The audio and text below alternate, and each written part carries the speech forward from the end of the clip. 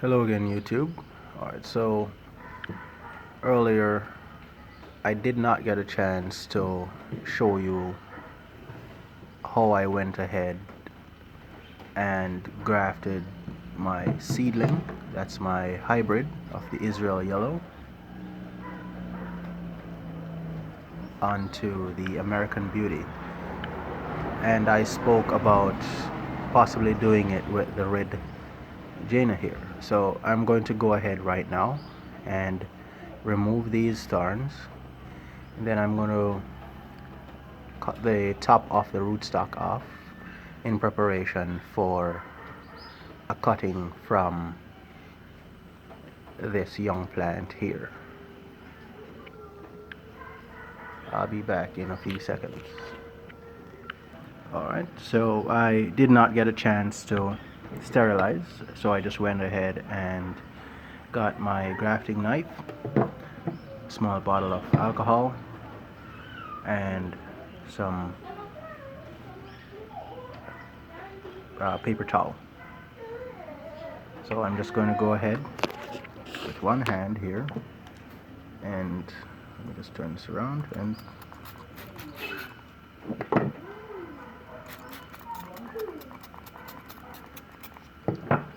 clean my knife.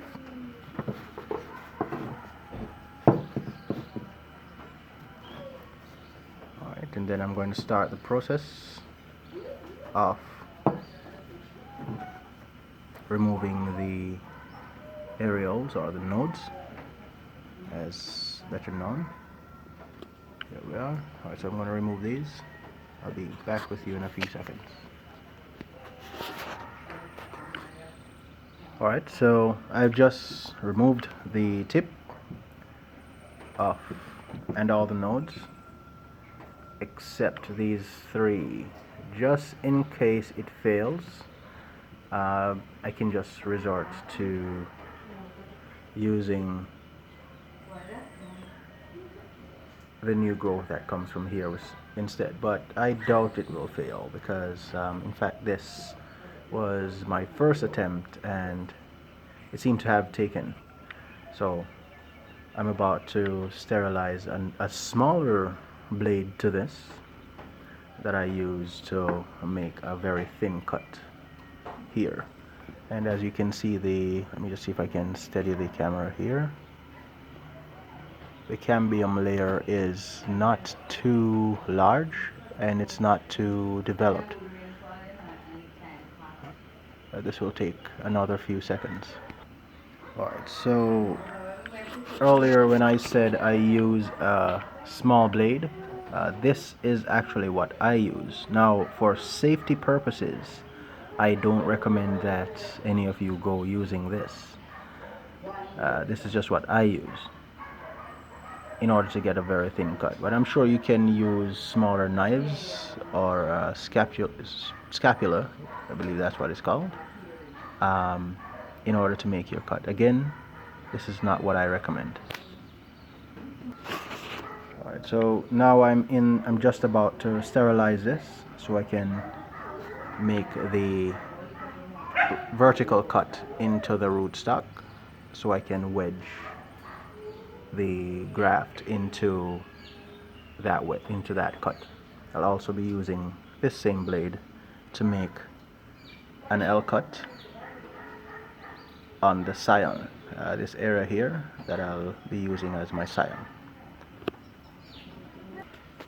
Alright, so now I just want to share with you the reason why I didn't use this scion right away to graft onto this rootstock the same day that I did it on the American Beauty, is because I wanted this area here to callus over to avoid any problems during the grafting process. I have tried in the past and it got some type of fungal disease which caused all of the scion to turn to gel. So I don't want a recurrence of that, and I decided to let this callus over before proceeding with using a cutting from this once more as a scion. Alright, I'm just about to remove this using my thin blade here and make that L cut. I'll show you in just a moment. Alright, so now that I have removed the cutting, as you can see there, it's freshly cut. I have this piece in my hand. I'll be using this portion as the bottom. So I'll be making an L cut going horizontally, close to the middle here.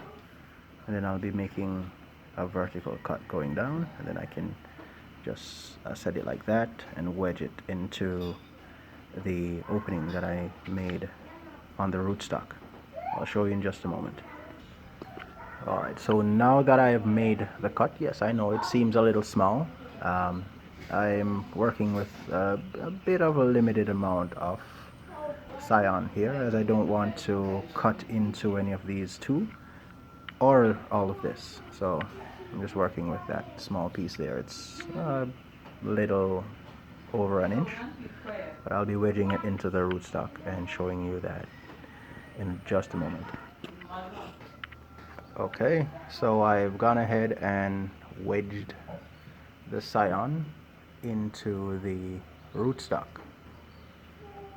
I'm just going to use some clear tape now to hold the graft in securely and hold it down also onto the rootstock. Alright, so I have successfully added the scion onto the rootstock, so I'm just about done. I'm just going to add a small plastic bag like this one to use as a dome to retain moisture so the scion doesn't dry out too quickly, and give this roughly 5 days before removing the bag. Tomorrow will be the 5th day for this rootstock, and then I'll remove the bag and start hardening it off before I put it outside.